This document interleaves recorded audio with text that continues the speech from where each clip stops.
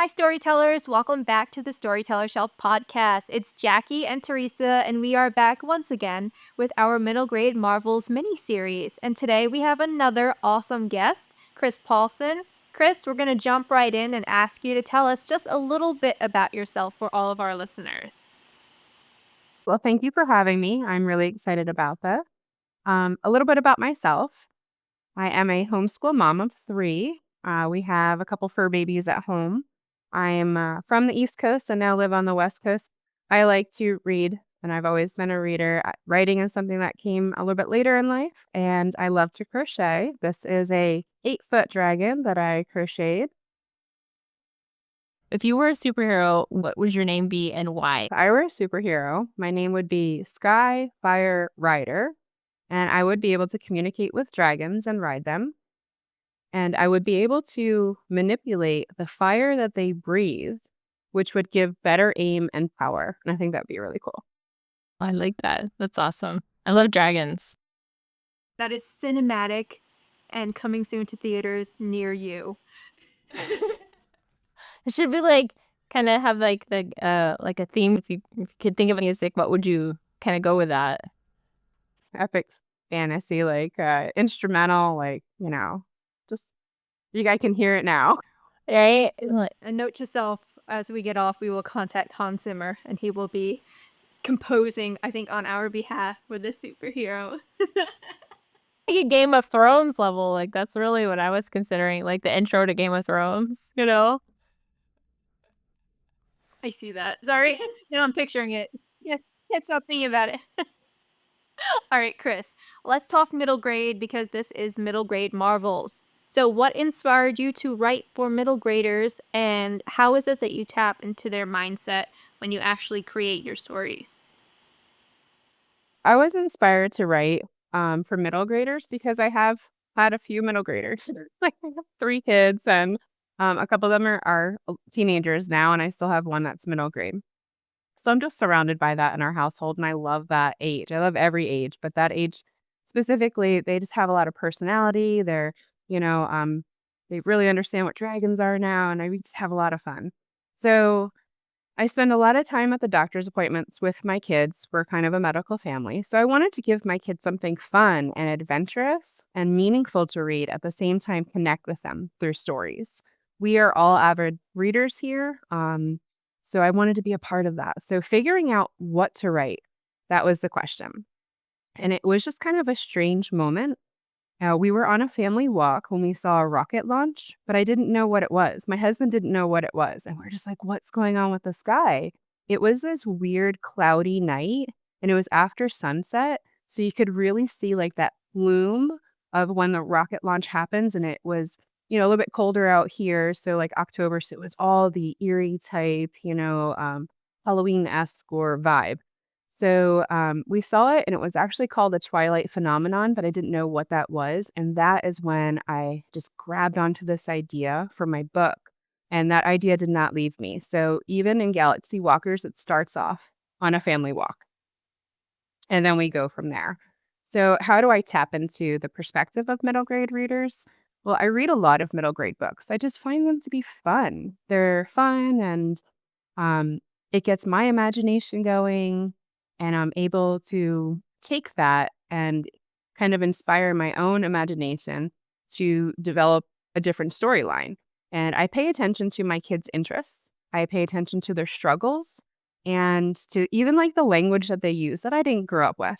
So I'm like, oh, that's an interesting new slang word. How can I twist that into what my readers would be able to connect with? So I have had my own personal experiences at that age, which as we get a little bit older, maybe we forget a little bit, but when we use our imagination, we can go back and remember that.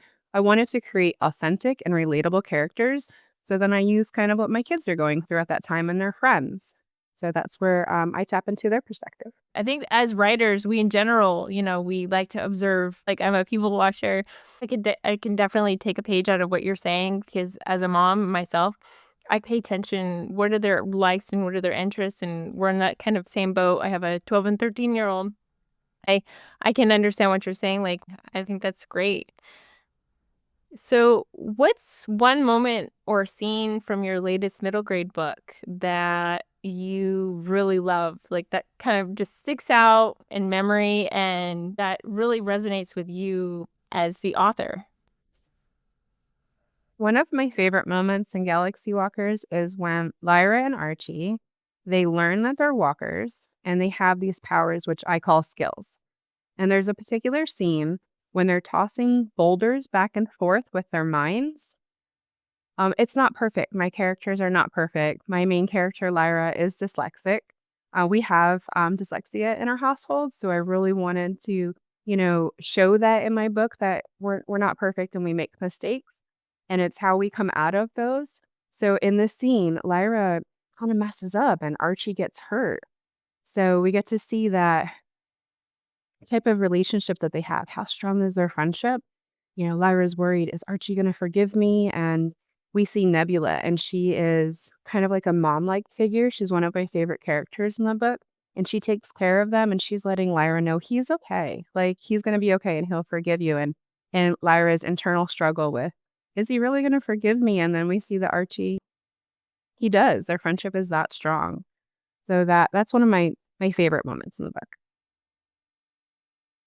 We are very big advocates for neurodiversity here because of our own conditions that we say lovingly, but representation is really important. And I think around now, we're starting to see more representation in books, but it's still a bit of an uphill battle. And I'm sure you see that, both of you, as homeschooling parents, trying to find literature for your kids to read and work with that actually reflects them in a real, authentic way.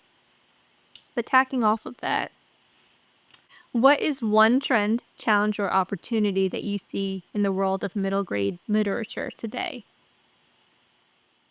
Exactly what we were talking about is I have noticed this increase in diversity of voices and stories, and more authors are including characters from underrepresented backgrounds, which allows young readers to see themselves in these stories and to connect with that. And I think that's really important, is that the readers are able to connect with the story, with the journey, with the characters, and see themselves in that, and how can they come out of that. This growing inclusivity is fostering empathy and understanding among readers. So even if readers, don't have dyslexia like Lyra does in my story, they might have a friend that does or a cousin that does. And it just gives a little bit more empathy. And I think that we just need that more in our world in general. It's encouraging to see how this trend is helping build more inclusive and representative literature, and it's available for students around the world, and more kids, I hope, are reading more and more, as even when we go into this digital era, um, still are able to have access to that at their fingertips, and that's really important. I agree. Me also being like neurodivergent, I love that you are writing and writing in that space of inclusivity for, and really making um readers feel included. I think that is so important. If you could travel back in time though, what's one piece of advice you'd give your younger creative self?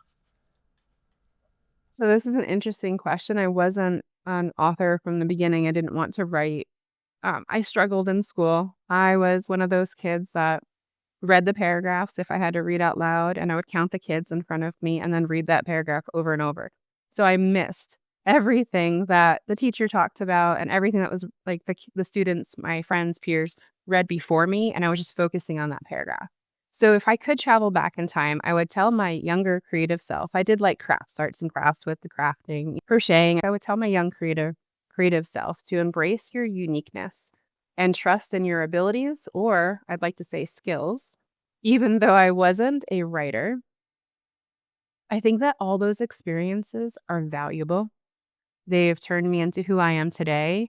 And I think that's added maybe a layer to my writing. At least I hope it has, that I can put that in with my characters, and maybe one of the readers will be able to connect with that and kind of feel the same. I would tell my younger self to take more risks.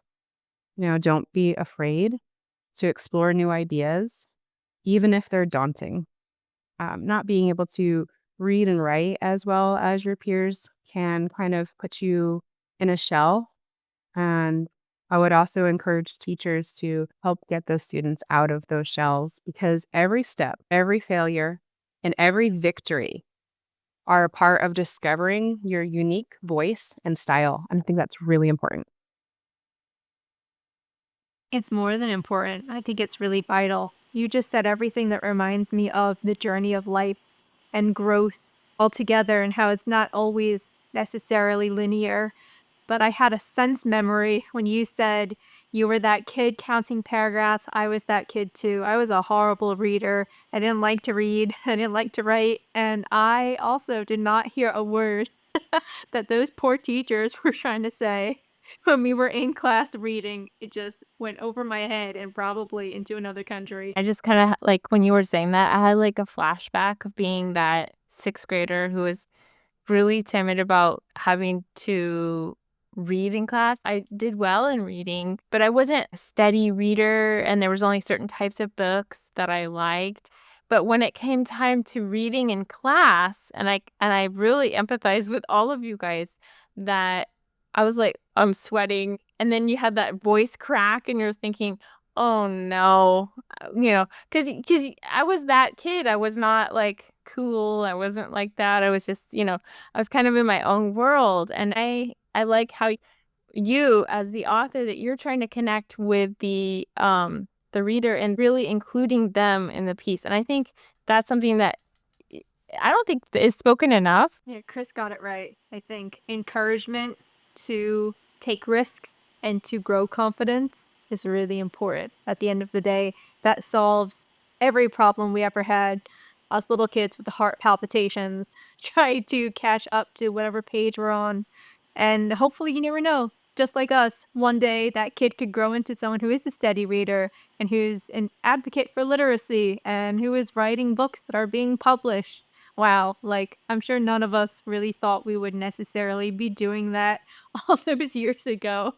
I know I did not. Yeah, I sure didn't. It surprised me as much as my family that I was, gonna write a book. But yeah, but they're a great support system. So That's the difference, though, between someone who takes those risks, like you said, and who keeps on with it, and someone who maybe lags behind. You need a support system and you need community behind you to do that. If not, you're really alone, and being alone makes everything more difficult. But that funnels really well into the next question. What is one thing you'd like your readers to take away from your work or know about you personally as an author? I would like for my readers to know that my stories were crafted with love and care and a deep appreciation for the power of imagination. I hope that my books encourage young readers to dream big, to be brave in the face of any challenge. The world is going to throw obstacles at us, and we just need to believe in ourselves and that we have the strength in us, even if we don't feel it at the time. So I want my readers to also know that they're not alone. They're not alone in facing their struggles. And even if the readers don't have support at home, which I really hope that they all do, but even if they don't, there's always someone out there. And I think that's really important to know. There's always someone out there willing to help.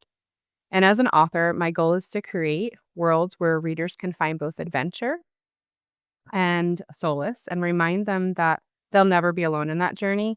And through my stories, I aim to show courage and imagination that can help you overcome any obstacle.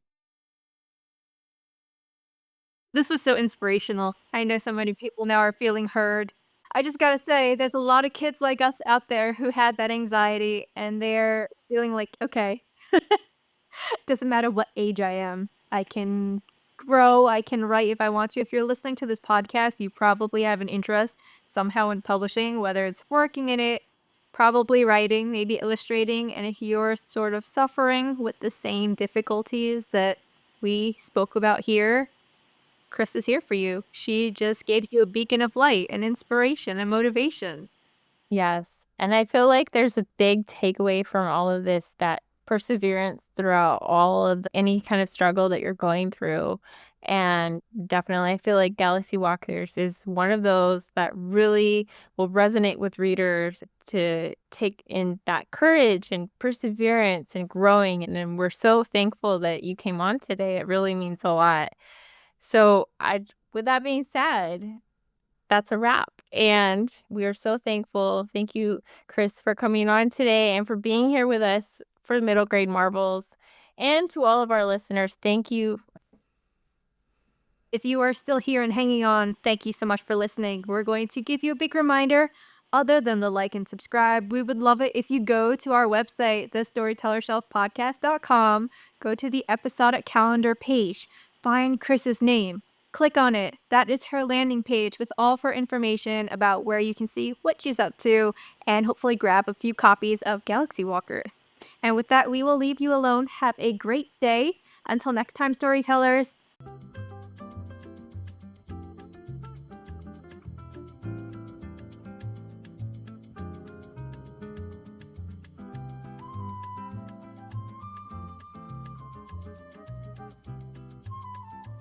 Hey, book lovers, my name is Jackie Garcia Morales, and I am not only a bookish bestie, but I actually work by day in traditional publishing. My passion really lies in, well, book marketing and book publicity. It's no surprise that I do know how competitive this market is.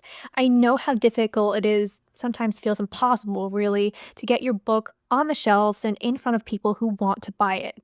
But one industry secret, we spend a lot of energy, blood, sweat, and tears on awards because they actually do work to try to equalize playing fields. My fellow author and co-host of the Storyteller Shelf podcast, Teresa Villarreal, and I actually created a set of new book awards specifically for self-published authors and illustrators. So if you're looking to try to get your book a boost, so to speak, and to get it in front of people who actually want to see it, we 100% recommend checking out the storytellershelfpodcast.com/awards to learn more about the Aracella's Picture Book Award for self-starters and the Rita Mercy Illustrator Award for illustrators who actually want to make a difference in children's lives. We can't wait to see your work, and we really hope you'll consider entering. So don't miss your chance.